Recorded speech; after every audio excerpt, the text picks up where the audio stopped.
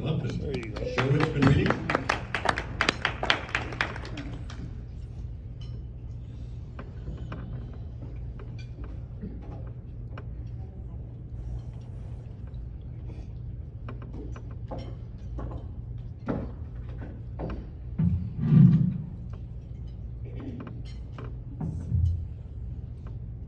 Okay, the book I chose is Fighting for Space by Travis Lupick.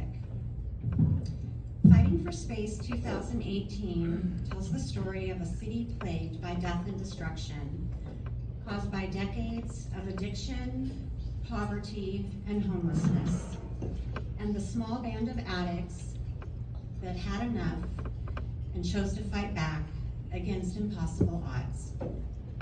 This true story reads like a made-for-TV movie. The book is about a grassroots campaign which began in the early 90s, 45 miles away from where we sit here today in Vancouver, BC's Lower East Side. It started with 2 women and a small group of residents who chose to treat the homeless, the mentally ill, and the drug addicted with respect and dignity. Liz Evans, who founded the Portland Hotel Society, and Ann Livingston, who co-founded the Vancouver Area Network of Drug Users, or VANDU for short. Through empathy and fierce determination, they set about to change their community for the better. The odds were stacked against them from the start, and they quickly realized in order to treat those suffering addiction, they would either have to break the law or change the rules of the game.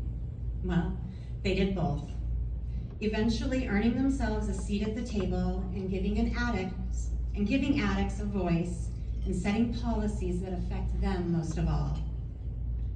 Lupick chronicles this arduous journey and provides a detailed account of how this group of addicts banded together and navigated the policies that criminalized them through the ongoing failed war on drugs.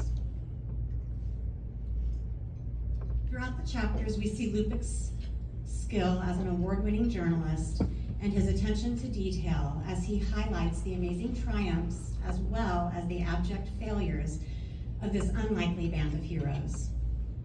His retelling of their individual stories is downright raw and gritty at times. What started as a localized street battle carried all the way up to the steps of Parliament, where the voices for advocacy and harm reduction could no longer be ignored. Eventually, the city adopted a 4 pillars approach to addiction.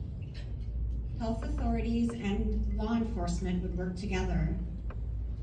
They would continue with prevention, treatment, and law enforcement, but would also implement a series of complementary programs known as harm reduction.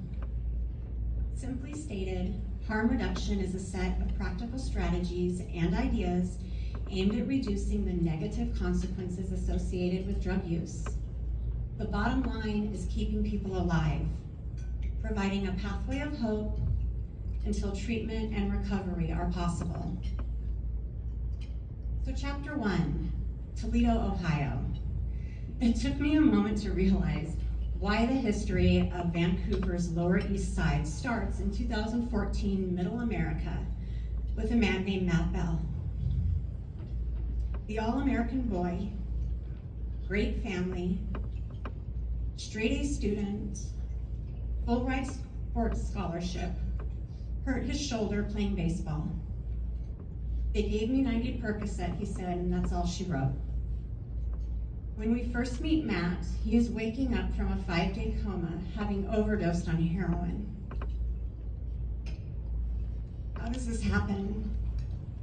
He had everything going for him, every tool to succeed in life, and it all went awry. We quickly realized 2 things. First, in the words of Bud Osborne, a founding member of VANDU, something is obviously fundamentally wrong. And second, this problem is not limited to Vancouver's Lower East Side, but rather has spread to every corner of every community in North America. In light of the ongoing opioid epidemic, I think this is an important book. The history of Vancouver's Lower East Side demonstrates the effectiveness of grassroots campaigns. But moreover, it provides a working model for other cities to follow, and according to Lutnick, many are doing so. In places like Raleigh, Miami, Boston, Sacramento, Seattle, and Toledo, addicts are fighting back. They are demanding to be heard and earning their seat at the table.